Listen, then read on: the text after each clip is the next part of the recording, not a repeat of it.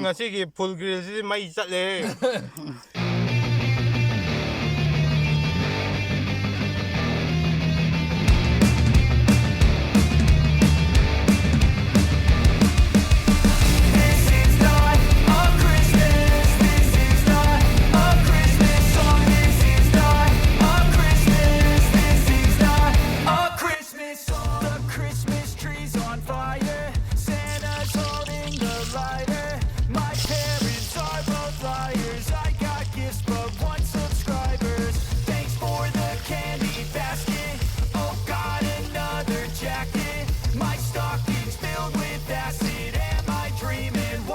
Happened.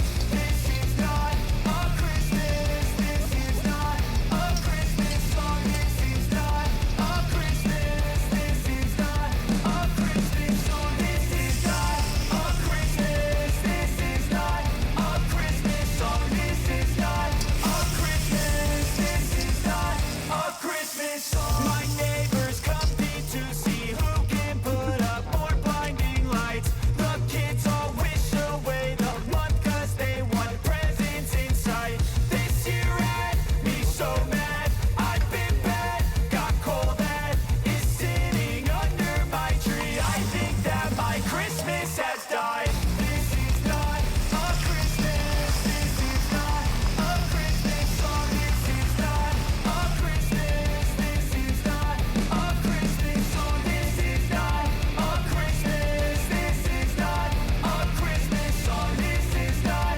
a Christmas. This is not a Christmas song. When I was just a boy, Masih 26 January ki nganu kilo 3 makhang taba ma sa se na adagi sona na tang tang sidana yen kilo 3 muk taba ama full grill tau thale cooker का burner दो ai poi sona na oda ko le re osina Urik ki mahazon खांगा yen mapum खोंग दो तो दिन ये ना तो bazar ke no king ने बातू ही तो ले che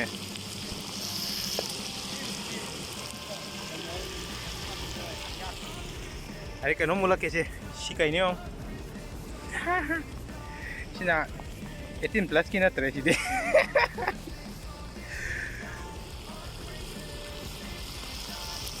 bazar cái gì đi ngay gì đi asuk sau cái bao lampak sih ta kok nasat pra kong nasat pra nanggan nasat pra upas pra kamu tahu tu ko jatuh lagi di orang sakok tingtho pasana thaksa lagi na ko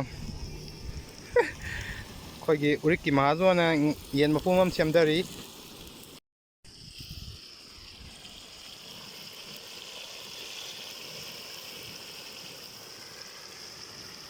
anu sungatang lain losila ni anu na handoi na sing kai de yen kilo mari makhai mukta ba yen ju yai that pane go ding ha si di 26 January ge suti tha ba haina thabak suti tha ba ge hip pasar ge na ko bazar mai shele sei kuling a jeng da na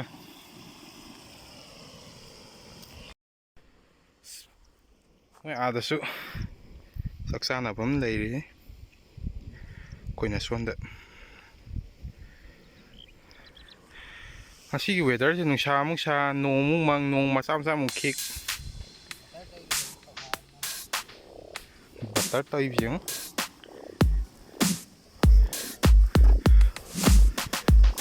ko yen ma pum na yam hawi je batar si tai tai yara ga batar gi masum je makha ta ga mai khu kar koi manam ji si gi manam ji hai ri उरिस kitchen द फंगी गनी Urik kitchen da sigi apamba order torko yani mapum oigira maphai oigira lollipop oigira apamba adu moirang da haigadi Urik kitchen mu hawwa Urik kitchen mu mawong taba leermar asidi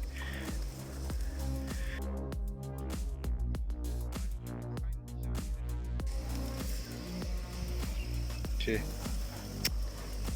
시기 만인지네바 비디오 남이바 이박 자카고 ngầu 시 바자지 예원한 시부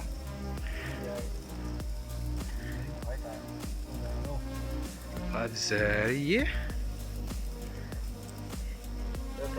거의 우리끼 마하조나 샤바 타우타리 마품지 깐나만 누라 딱비리 바탈 타라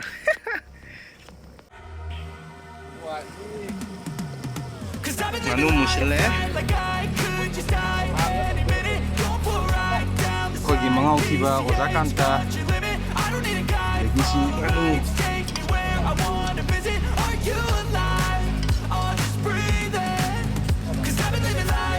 생각 무실é 마하우 상메이 마하우 상메이 땅에 제 오자토는 제 심다 빨리 제 고타르게 기빠요 Flashing red lights, driving at night, windowless ride, feeling alive, nothing in sight, forever in flight. Follow those lines, we're making this time. Blurry street lights, work as a guide to memories that we're making tonight. Oh yeah, we'll make it tonight. Yeah. I'll do anything that I feel like I wanna do. I'm living life like I got nothing left to prove. No end in sight, just always staying on the move.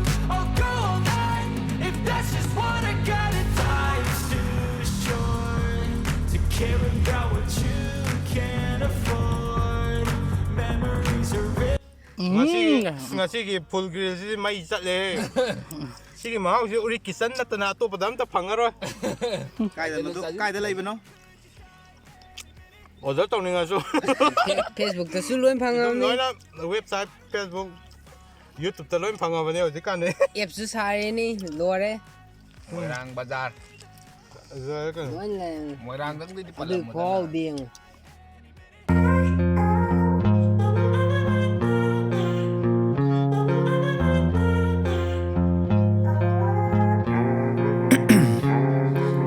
Ice in my veins, I've been driving this train.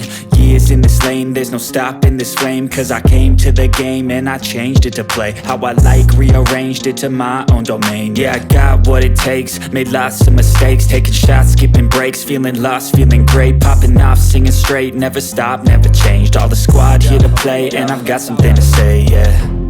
I work hard each and every day, I get lost in the words I say. I don't push pause, no I push play. I won't stop till I make a change. I withdraw on the things I make. I turn flaws into flawless traits. I build tall, never capped in space. I won't stop till I hear him say ngasi gi insang siti asare tenggi sana wari gi mapum mon su tawre kana bu nganu ngum su kana bu thong mono anh thom to mari teng sang adu ne je ngasi gi insang siti mai chatle program je ko ai ja ha wa ta kan mani na sem yang to ma pum ju yao da how to sa kok sik pi phibam da le pe je ban ho tam thong ra kok si on the horizon. I lose track of time. Yeah, I move fast and climb a new class divine. Yeah, true passion. product se kai den Passing time. I choose stacking dimes. Lose half the time. khoi I move passing by. mapum oigera adagi mapai oigera lollipop ka ken mayam punam sening ba hadi order tawning ma le ka di Urik kitchen da website chan su dum Urik kitchen haina lai ra bane Urik kitchen da sigi number sida dum makha da akoi number do makha da screen da dum thokcha ra mage mayam na order tawning ba hadi delivery tawning ba dum lai ka di delivery tawsin adum order tawsin delivery dum tawning moyang manung oi man moyang manung di oi tar free le gane adum moyang manung moyang dagi khara laptop ki tar ga di delivery charge khara dum lor kane adum mayam na sa dream ni khang ro id sa rabani na pana di phara sana di haure Urik kitchen gi pot product sing je adum mayam jo order tawsin bro adum id sa rabani na noi di sa dri noi di mahau khangri adubu id sa rabani mahau khange adu order tawsin bro ai adum isa mak na thinja ba lak sa ge delivery do